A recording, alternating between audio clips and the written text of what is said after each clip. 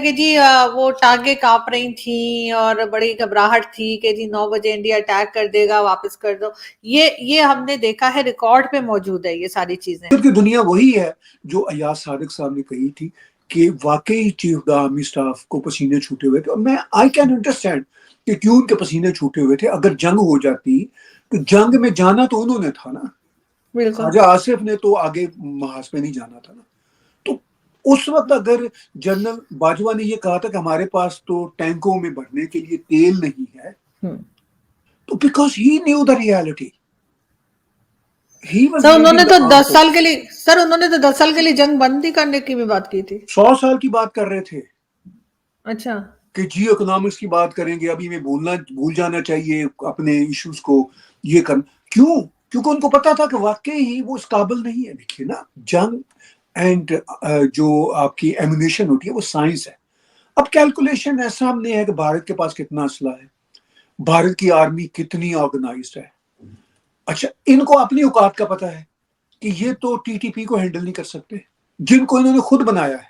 اس کے بعد جب وہاں سے راجناتھ سنگھ صاحب نے ابھی 1-2 دن پہلے کہا کہ ہم گھس کے ماریں گے، جو کہ آپ کو معلوم ہے کہ کس کانٹیکس میں انہوں نے بات کی، اس کے اوپر جو ہے وہ ہمارے خواجہ آصف صاحب جو ہے ڈیفنس منسٹر، ان کا کہنا ہے کہ ہم نے جو ہے وہ رحم کھا کر یا ہم نے جو ہے وہ ان کا پائلٹ واپس کر دیا تھا، اور اس لیے کہ ہم ادھار نہیں رکھتے، اگر کوئی قسم کا دوبارہ سے اٹیک کیا گیا تو ہم ادھار نہیں رکھیں گے. یہ کس قسم کی باتیں چل رہی ہیں سر دونوں کنٹریز میں؟ آپ کے خیال سے پھر کوئی ٹینشن آنے والی ہے؟ نہیں، ٹینشن تو خیر کوئی کیا آئے گی، ٹینشن تو آلریڈی رہتی ہے. اور اس ٹینشن کی بنیادی وجہ جو ہے وہ پاکستان کا ریٹرک ہوتا ہے. اب آپ یاد کیجئے کہ یہ جو ریسنٹ مسئلہ ہوا ہے وہ کس کانٹیکس میں ہوا ہے. گارڈین انگلینڈ میں ایک رپورٹ چھپی ہے. اچھا، وہ جو گارڈین میں جو بات کی گئی کہ جی اتنے لوگ مارے گئے، زیادہ سے زیادہ کشمیر جہاد کے ساتھ وہ لوگ تھے اٹیچ، تو یہ کوئی آج کی انسیڈنٹ تو نہیں ہے. یہ تو کئی مہینوں سے، بلکہ کوئی 2-3 سالوں سے غالباً یہ لوگ مر رہے ہیں ون بائی ون. پاکستان کو ایک دم سے گارڈین کی رپورٹ چھپنے کے بعد کیوں یاد آ گیا؟ مجھے یاد ہے پاکستان نے 2-1 بار اس طرح کی سٹیٹمنٹ دی تھی، انڈیا پیچھے ہو سکتا ہے، مگر بہت سارے لوگ جو مارے گئے تھے ان کے بارے میں تو پاکستان نے کوئی سٹیٹمنٹ بھی نہیں دی تھی. تو اس کا مطلب یہ تھا کہ پاکستان آن بورڈ تھا. اچھا، اب یہ جو گارڈین کی رپورٹ چھپی ہے اس کے بعد پاکستان کے لیے اپیرنٹلی ایک مجبوری ہو گئی ہے بولنا، چونکہ رپورٹ چھپ گئی. انفیکٹ اس رپورٹ کا فائدہ تو بھارت کو ہے 2-3 حوالوں سے. ایک تو یہ کہ بھارت کی جنتا میں یہ بات اسٹیبلش ہو گئی کہ بھئی ہماری سرکار بڑی دلیر ہے اور وہ کچھ بھی کر سکتی ہے، ٹھیک ہے، اور اس کو انڈورس کر رہی ہے گارڈین کی رپورٹ. اور پھر پاکستانی بھی اس کو انڈورس کر رہے ہیں کہ جی آپ نے مارا تھا. اس کا مطلب ہے کہ آپ کے ملک میں گھس کے کوئی بھی کچھ کر دے، آپ اس قابل ہی نہیں ہیں اس کو روک سکیں. اب آپ نے یاد دلایا مجھے وہ سردار ایاز صادق کا وہ پارلیمنٹ میں ایک کلپ میں نے بھی اپنے بلاگ میں کل رات کو چلایا ہے، کہ جس میں وہ کہہ رہا ہے کہ بھئی میں اور کچھ اور لوگ پارلیمنٹ کے کمرہ نمبر فلاں میں ہم تھے، جہاں پہ چیف آرمی صاحب دین جنرل باجوہ بھی تھے، شاہ محمود قریشی بھی تھے، اور جنرل باجوہ کے پسینے چھوٹے ہوئے تھے، شاہ محمود قریشی نے بتایا، اور انہوں نے پریس کیا باقی پارٹیوں کو بھی کہ ہمارے ساتھ شامل ہو کے آپ ابھینندن کو واپس کرنے کی جو بات ہے اس سے ایگری کریں، تاکہ وہ ایک یونانیمس ہو پارلیمنٹ کا بھی سب نے واپس کیا. اچھا، آپ نے اب کہا کہ ابھی کل ہی وہ خواجہ صادق کہہ رہے ہیں کہ ہم نے خیرات کے طور پر ابھینندن کو واپس کیا تھا. تو خواجہ صادق کا ہی وہ غالباً 18 اپریل 2021 کا کلپ ہے، میرے پاس موجود ہے، وہ میں نے کل چلایا بلاگ میں.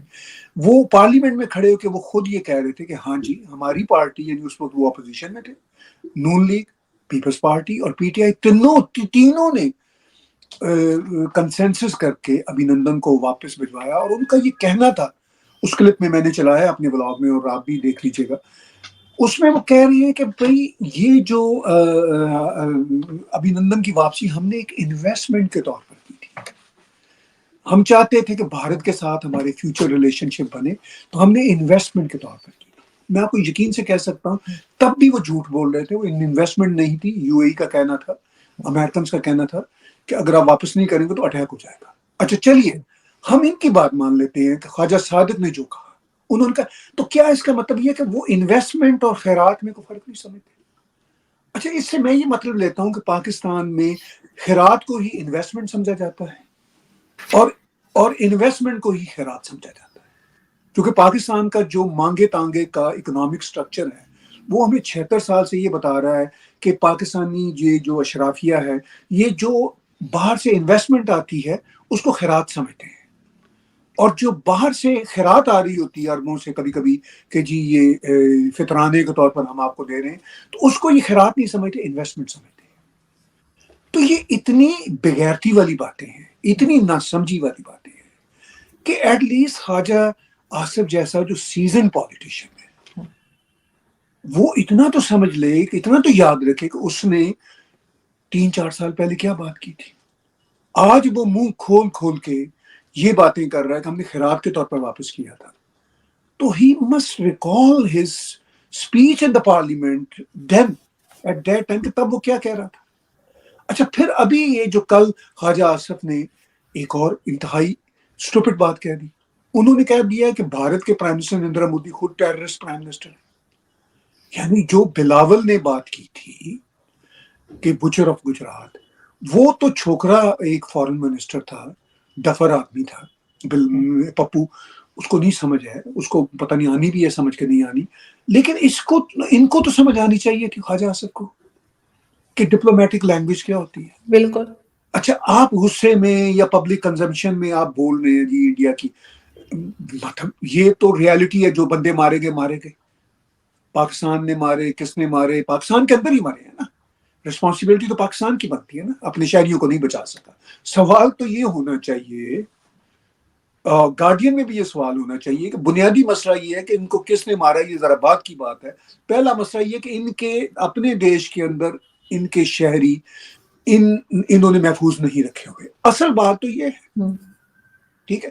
اچھا وہ اس پہ کئی لوگ مارے جا رہے ہیں، کئی سالوں سے یہ سلسلہ چل رہا ہے، کوئی نہیں بولے، گارڈین کی رپورٹ چھپنے پہ بول پڑے۔ اچھا اب یہ اگر بولے بھی ہیں تو ڈھنگ سے بولے، ٹھیک ہے۔ خیرات کی بات کرنا، پرائم منسٹر نریندر مودی کو ٹیررسٹ کہنا، تو یہ ان کا کیا رویہ، دنیا ان کو کیا سیریس لے گی؟ Not at all. میرا سر کہیں ایشو سے ہے کہ دنیا ان کو ڈکٹیشن آیا سیریس ہوگا لے نا، سر کہیں سے ڈکٹیشن آیا ہوگا میرے خیال سے، ان کو آپ کو نہیں لگتا کہ کہیں سے ان کو ظاہر ہے فوج سے، ایجنسی سے ان کو کہا جاتا ہے نا آپ نے یہ سٹیٹمنٹ دینا ہے، اب یہ اپنی اس میں جب بات کرتے ہیں تو یہ تھوڑا اور مسالہ لگا دیتے ہیں شاید۔ دیکھیے یہ خود بھی عقل کے اتنے ہی اندھے ہیں، ان کو ایجنسیوں کی ڈکٹیشن کی نہیں ضرورت۔ پاکستان کی ایجنسیاں بھی کوئی بہت زیادہ ہائی انٹلیکچوئل نہیں ہے، وہ بھی عقل کی کوئی بات نہیں سوچ سکتی۔ اگر عقل کی پاکستان کی ایجنسیوں کو بات سوچ سکتی تو پاکستان کا یہ حال تو نہ ہوتا نا جو آج ہے۔ سیدھے مطلب یہ کامن سینس کی بات ہے، میتھمیٹکس کا مسئلہ ہے۔ جس دیش کا جو برا حال ہے یعنی پاکستان کا آج، اس کو چلانے والی ایجنسیاں ہیں، فوج ہے اور یہ پالیٹیشنز ہیں۔ اچھا بات یہ ہے کہ پاکستان کے سماج میں چاہے میڈیا کے کھڑ پینچ ہو، چاہے بڑے بڑے بزنس مین ہو، سب اسی سماج کا حصہ ہے نا۔ ایجنسیاں کوئی آسمان سے اتری ہوئی تو نہیں ہوتی، انہی کے لوگ ہی ہوتے ہیں، انہی کے رشتہ دار، انہی کے بچے ہوتے ہیں، انہی کے بھائی بند ہوتے ہیں جو وہاں پہ جاتے ہیں۔ کوئی ایسا تو نہیں ہے کہ ایجنسیاں کوئی آئسولیٹڈ کوئی گروپ آف پیپل ہے اور وہ کہیں آسمان سے اترے ہوئے بڑے کچھ سمجھدار لوگ ہیں، وہ بھی اتنے ہی ڈفر ہیں جتنے یہ ڈفر ہیں۔ اب خواجہ آصف جیسے جو سیزن پالیٹیشین ہیں، ان کے آگے ایجنسی کا چھوٹا موٹا آفیسر تو کچھ بھی نہیں ہے نا، وہ تو سب آپس میں بچوں کی طرح ہیں، انکل کی طرح ہیں۔ تو یہ بدقسمتی سے مجھے دکھ سے یہ کہنا پڑ رہا ہے کہ پوری کی پوری قوم کا مزاج یہ ہے۔ میں ایک نئی نسل کی ایک جرنلسٹ خاتون ہے، ایسے ہی میں ٹویٹر پہ دیکھ رہا تھا، آئی نیور ہرڈ، وہ کہہ رہی ہیں کہ ٹھیک ہے ہم آپ وہ کوئی پی ٹی آئی کی حامی ہے، جی ہم آپس میں لڑ مر رہے ہیں لیکن انڈیا کو ہم دیکھ لیں گے، ہم ان کو مطلب ان کو سیدھا کر کے رکھ دیں گے۔ تو یہ جو لالی ووڈ کے ڈائلاگ ہیں، پاکستان کے چاہے میڈیا کے لوگ ہوں، چاہے یہ پاکستان کے کوئی بھی ایلیٹ کلاس ہو، ان سب کو یہ لالی ووڈ کی دنیا سے نکلنا چاہیے اور حقیقت کی دنیا میں آنا چاہیے۔ حقیقت کی دنیا وہی ہے جو ایاز صادق صاحب نے کہی تھی کہ واقعی chief of the army staff کو پسینے چھوٹے ہوئے تھے، اور میں آئی کین انڈرسٹینڈ کہ کیوں ان کے پسینے چھوٹے ہوئے تھے۔ اگر جنگ ہو جاتی تو جنگ میں جانا تو انہوں نے تھا نا، بالکل خواجہ آصف نے تو آگے محاذ پہ نہیں جانا تھا نا۔ تو उस वक्त अगर जनरल बाजवा ने ये कहा था कि हमारे पास तो टैंकों में भरने के लिए तेल नहीं है, तो because he new the reality, sir उन्होंने तो 10 साल के लिए उन्होंने तो 10 साल के लिए जंग बंदी करने की भी बात की थी। 100 साल की बात कर रहे थे। अच्छा, कि जियो इकोनॉमिक्स की बात करेंगे, अभी में भूल जाना चाहिए अपने इश्यूज को, ये कर क्यों? क्योंकि उनको पता था कि वाकई ही वो इस काबिल नहीं है। देखिए ना, जंग एंड जो आपकी एम्यूनेशन होती है वो साइंस है। अब कैलकुलेशन ऐसा हमने है कि भारत के पास कितना असला है, भारत की आर्मी कितनी ऑर्गेनाइज्ड है। अच्छा, इनको अपनी औकात का पता है कि ये तो टीटीपी को हैंडल नहीं कर सकते, जिनको इन्होंने खुद बनाया है। पाकिस्तान के प्रधानमंत्री शहबाज शरीफ अपनी पहली विदेश यात्रा पर सऊदी अरब जा रहे हैं। वह शनिवार को 3 दिवसीय यात्रा पर सऊदी अरब के लिए रवाना होंगे। पाकिस्तानी विदेश कार्यालय ने शहबाज शरीफ की सऊदी अरब यात्रा की पुष्टि की है। शहबाज शरीफ ने प्रधानमंत्री पद की शपथ लेने के बाद सऊदी अरब के साथ अपने संबंधों को प्राथमिकता देने की बात कही थी। पाकिस्तान पर चीन के बाद सबसे ज्यादा अगर कर्ज किसी देश का है तो वो सऊदी अरब है। ऐसे में पाकिस्तान सऊदी अरब को साथ कर रखना चाहता है। माना जाता है कि शहबाज शरीफ सऊदी अरब के प्रिंस मोहम्मद बिन सलमान अल सऊद से पाकिस्तान को और अधिक कर्ज देने की मांग करेंगे। पाकिस्तानी विदेश कार्यालय ने कहा, पाकिस्तान के प्रधानमंत्री मोहम्मद शहबाज शरीफ रमजान के आखिरी दिनों के दौरान 6 से 8 अप्रैल 2024 तक सऊदी अरब के साम्राज्य का दौरा करेंगे। यह प्रधानमंत्री की उनके चुनाव के बाद पहली विदेश यात्रा होगी। प्रधानमंत्री के साथ विदेश मंत्री इशाक डार, रक्षा मंत्री ख्वाजा आसिफ, वित्त मंत्री मोहम्मद औरंगजेब भी साथ रहेंगे। इस यात्रा के दौरान शहबाज शरीफ अपने मंत्रियों के साथ उम्रा भी करेंगे और मदीना में मस्जिद नबवी में नमाज भी पढ़ेंगे। इस यात्रा के दौरान उम्मीद की जा रही है कि पीएम शहबाज शरीफ सऊदी अरब के क्राउन प्रिंस और प्रधानमंत्री मोहम्मद बिन सलमान से मुलाकात कर सकते हैं और आपसी हितों के मुद्दे पर भी चर्चा कर सकते हैं। दोनों नेता क्षेत्रीय और वैश्विक विकास पर भी विचारों को आदान प्रदान करेंगे। इस बीच सूत्रों ने जियो न्यूज को बताया कि क्राउन प्रिंस मोहम्मद बिन सलमान के साथ मुलाकात के दौरान पाकिस्तानी पीएम विभिन्न परियोजनाओं पर भी चर्चा करेंगे। प्रधानमंत्री सऊदी पीएम को पाकिस्तान आने का भी निमंत्रण दोहराएंगे। सूत्रों ने यह भी बताया कि उनके प्रवास के दौरान कई विकास परियोजनाओं को अंतिम रूप दिया जाएगा, जबकि दोनों देशों के बीच कृषि सहित कई क्षेत्रों में द्विपक्षीय सहयोग जारी है। उन्होंने कहा कि सऊदी अरब को रेको डिग परियोजना पर भी $1 अरब का निवेश करने की उम्मीद है। उन्होंने आगे बताया कि अपनी यात्रा से पहले प्रधानमंत्री लाहौर में पाकिस्तान मुस्लिम लीग नवाज सुप्रीमो नवाज शरीफ से परामर्श भी करेंगे।